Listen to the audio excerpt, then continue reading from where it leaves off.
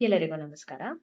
ಕಳೆದ ವಿಡಿಯೋಲಿ ನಾವು ಕರೆಕ್ಟ್ ಆದ ಬ್ರೆಸ್ಟ್ ಫೀಡಿಂಗ್ ಟೆಕ್ನಿಕ್ ಫಾಲೋ ಮಾಡೋದ್ರಿಂದ ನಮ್ಮ ಮಕ್ಕಳ ಇಯರ್ಸ್ ನ ಸೇಫ್ ಮಾಡಬಹುದು ಅಂತ ತಿಳ್ಕೊಂಡ್ವಿ. ಈಗಾಗಲೇ ಸೋಷಿಯಲ್ ಮೀಡಿಯಾಗಳಲ್ಲಿ, ಬುಕ್ಸ್ ಅಲ್ಲಿ, ಆರ್ಟಿಕಲ್ಸ್ ಅಲ್ಲಿ ಸಾಕಷ್ಟು ವಿಷಯಗಳನ್ನ ಗ್ರಹಿಸಿರ್ತೀರಾ ಕರೆಕ್ಟ್ ಆದ ಬ್ರೆಸ್ಟ್ ಫೀಡಿಂಗ್ ಟೆಕ್ನಿಕ್ ಹೇಗೆ ಅಂತ. ಆದ್ರೂ ಒಬ್ಬ ENT ಡಾಕ್ಟರ್ ಪರ್ಸ್ಪೆಕ್ಟಿವ್ ಅಲ್ಲಿ ಕರೆಕ್ಟ್ ಆದ ಬ್ರೆಸ್ಟ್ ಫೀಡಿಂಗ್ ಟೆಕ್ನಿಕ್ ಏನು ಅಂತ ತಿಳ್ಕೊಳ್ಳೋಣ. ಬ್ರೆಸ್ಟ್ ಫೀಡಿಂಗ್ ಟೆಕ್ನಿಕ್ ಅಂತ ಹೇಳಿದ ತಕ್ಷಣ ಎಲ್ಲರಿಗೂ ತಲೆಗೆ ಬರೋದು ಎರಡು ಕಾಂಪೊನೆಂಟ್. ಒಂದು ಪೊಸಿಷನಿಂಗು, ಎರಡನೇದು ಲ್ಯಾಚಿಂಗು. ಸೊ ಈ ಪೊಸಿಷನಿಂಗ್ ಅಂತ ಬಂದಾಗ ಮಗುವಿನ ಪೊಸಿಷನ್ ಎಷ್ಟು ಇಂಪಾರ್ಟೆಂಟೋ ತಾಯಿಯ ಪೊಸಿಷನ್ ಅಷ್ಟೇ ಇಂಪಾರ್ಟೆಂಟ್ ಆಗಿರುತ್ತೆ. ಮಗುವಿನ ಪೊಸಿಷನ್ ಅಂತ ಬಂದಾಗ ಏನಿರುತ್ತೆ, ಮಗುನ ಸ್ವಲ್ಪ ಇನ್ಕ್ಲೈನ್ ಮಾಡಿ ತಲೆ ಭಾಗ ಎತ್ತರದಲ್ಲಿರ್ಬೇಕು.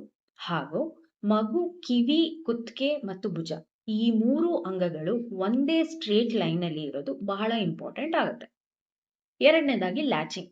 ಸೊ ಕರೆಕ್ಟ್ ಆದ ಲ್ಯಾಚಿಂಗ್ ಆದಾಗ ಮಗುಗೆ ಹಾಲು ಸಕ್ ಮಾಡ್ಲಿಕ್ಕೆ ಹೆಲ್ಪ್ ಆಗುತ್ತೆ.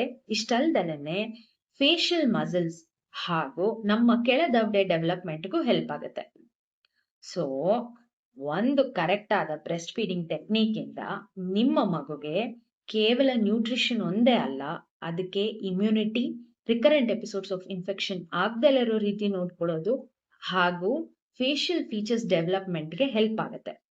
ಇಷ್ಟೆಲ್ಲ ಬೆನಿಫಿಟ್ಸು ಕರೆಕ್ಟ್ ಟೆಕ್ನಿಕ್ ಫಾಲೋ ಮಾಡೋದ್ರಿಂದ ಸಿಗುತ್ತೆ ಅಂತ ನಿಮ್ಗೆ ಏನಾದ್ರೂ ಗೊತ್ತಿತ್ತಾ? ಇದಕ್ಕಿಂತ ಹೆಚ್ಚು ಏನಾದ್ರೂ ಗೊತ್ತಿರೋದಿದ್ರೆ ದಯವಿಟ್ಟು ಕಮೆಂಟ್ ಸೆಕ್ಷನ್ ಅಲ್ಲಿ ನನ್ಗೂ ತಿಳಿಸ್ಕೊಡಿ. ಧನ್ಯವಾದಗಳು.